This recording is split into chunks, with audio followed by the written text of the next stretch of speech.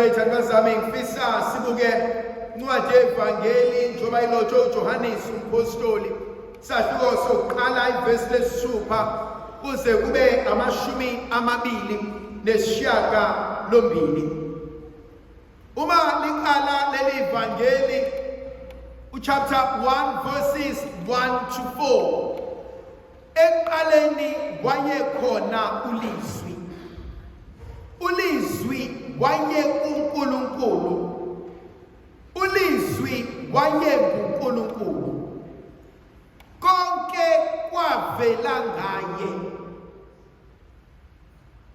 Qala kanjalo uJohannes uma esixoxela ngolizwi.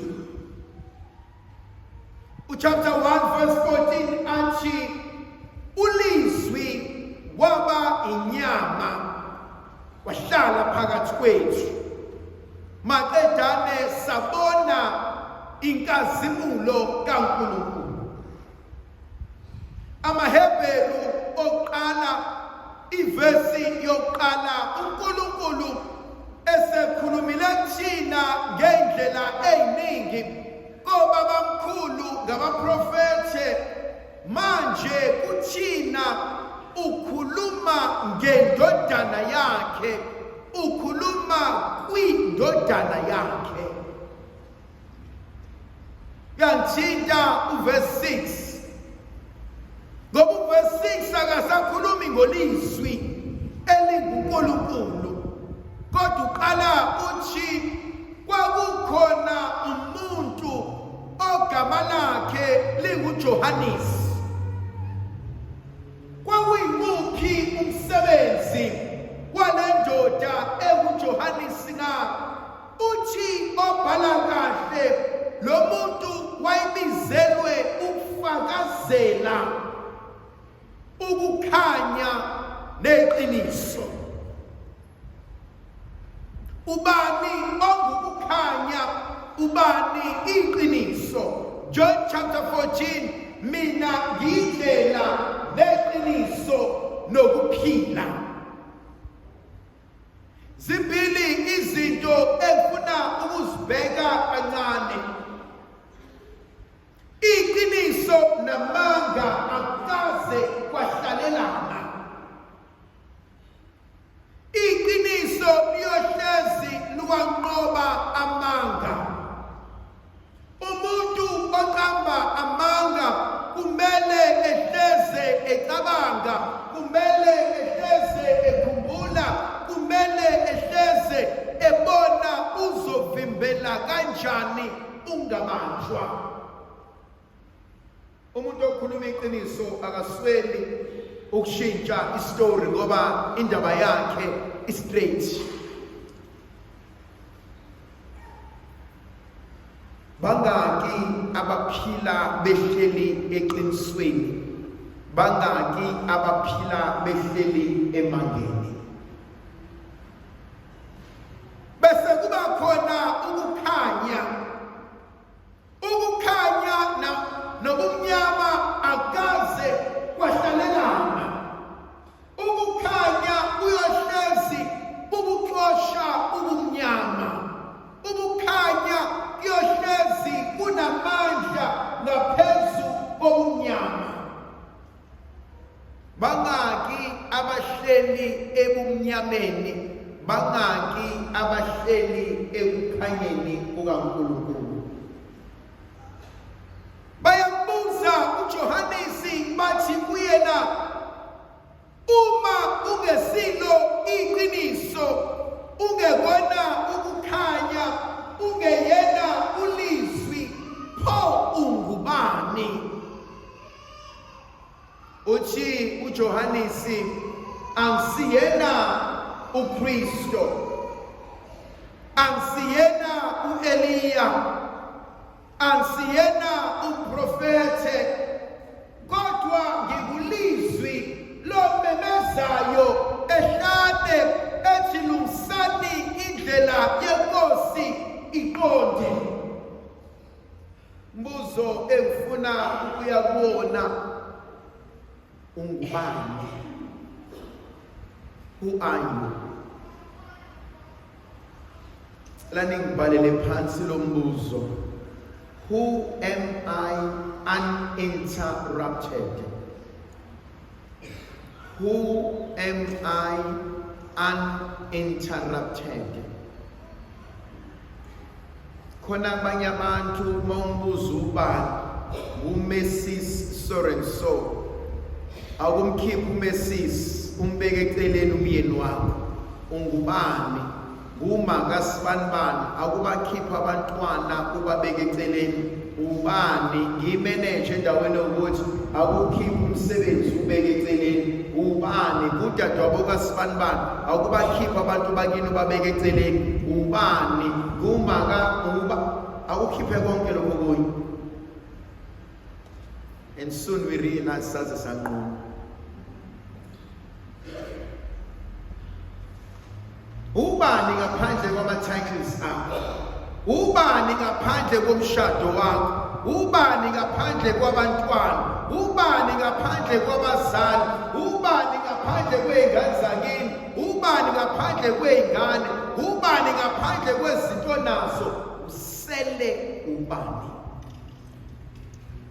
Yangithinta uJobe uma uNkulunkulu esemamuke zonke izinto empilweni. Walahlekelwa yena yonke ingcebo yakhe, walahlekelwa abantwana bakhe, washiwa unkosikazi wakhe, wasala egcwele iy'londa emzimbeni, waxoshwa emzini wakhe, bayohlala ezaleni, baqhamuka abantu bangambone utho, bambone sefana nesilwane u-Ayubu. Akuve kulula ukuzichaza in reference to what we have. Kodwa sikhohlwe inkonzo eyodwa konke kuzoshabalala. Elinye elingithintayo bathi kuyena abantu bayasibuza ukuthi ungubani.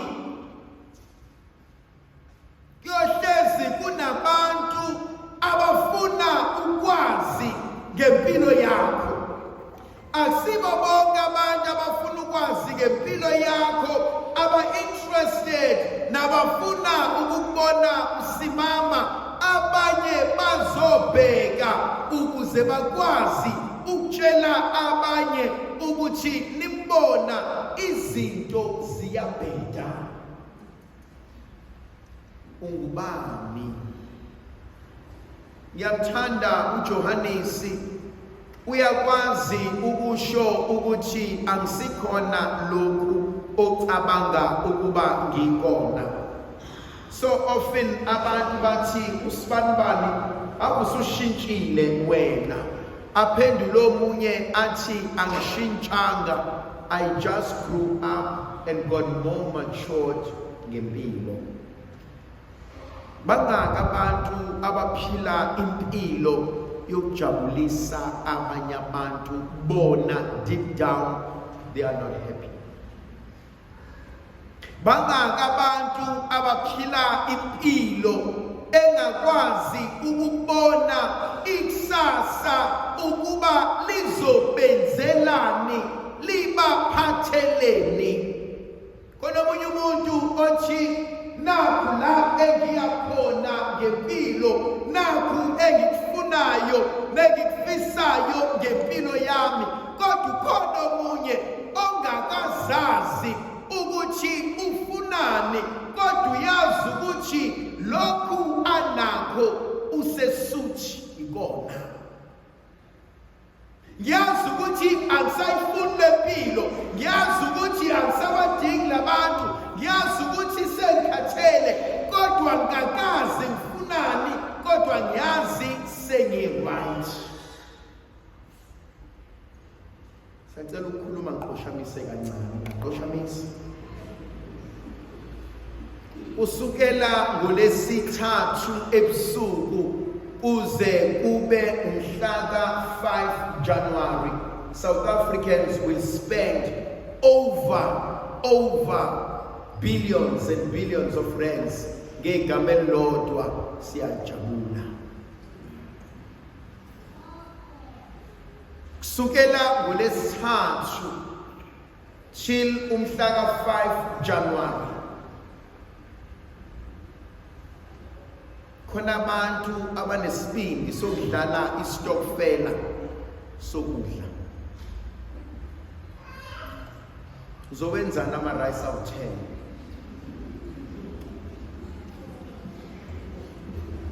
Doesn't make common sense. Kuzobola ukudla. Unyaka unamasonto awu-52. Sisebenza for 50 weeks and waste it in 2 weeks. Every year, in and out. Kahle u-50 weeks, umsebenzi wakhona wonke uzophela, nebonus yakhona kuzophela in 2 weeks. Omunye adlala isitokfela senyama. Izokulasta till March, no June. No. And so ubuza wona ukuthi kahle le mali yonyaka wonke ubuyenzela ukuyoyifaka kaMakro, ukuyoyifaka kaBoxer, ukuyoyifaka eShoprite. Awusibonile ukuthi usaqhubeka nokuba isigcila sabanye abantu. La kamfundisi isembumbulu kamfundisi angithi igebe la etsimbi angazi ke kodwa la ke sokona imbuzi inkomo nezimbuzi ke igebe ephusheni lungile ke niyakwazi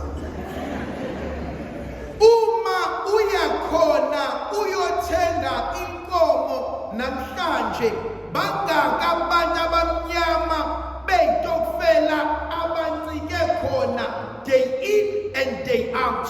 Bathenga inkomo la cash, bahlinzelwa la cash, imalini abayishiya la, yini ababuyela naye ekhaya, nothing except into ezongena eswini besiyaphuma.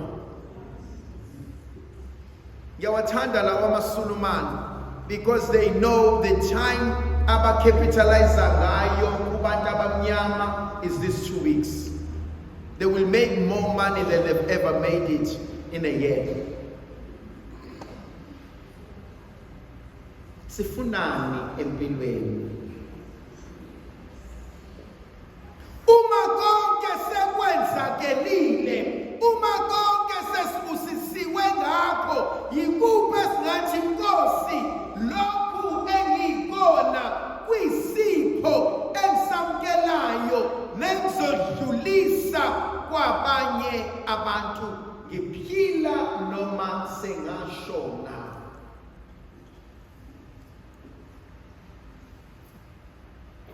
Phendula ngegama elilodwa uJohanesi mabembuza ungubani athi ngilizwi lomemezayo qondisani indlela yenkosi.